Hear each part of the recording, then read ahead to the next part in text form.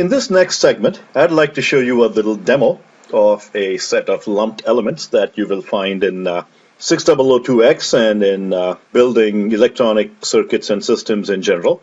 And these lumped elements have behavior that is completely captured by their VI relationship. I also want to point out that the behavior of this lumped elements is captured by the VI relationship only for those sorts of questions that we as electrical engineers would like to ask. Okay, understand that the VI relation doesn't capture all possible behaviors of the element. Okay, it only captures those possible behaviors that we as EEs generally like to ask. Okay, once I've shown you these basic VI relationships, we will do some other fun stuff. I'm going to show you some examples of behavior that the VI relationship will not capture. We'll show you what we can predict. For example, we'll show you how resistors don't work sometimes. And sometimes we will show you another example of a cucumber pickle that may behave in ways that you don't quite expect and whose behavior need not necessarily be captured by VI relationship.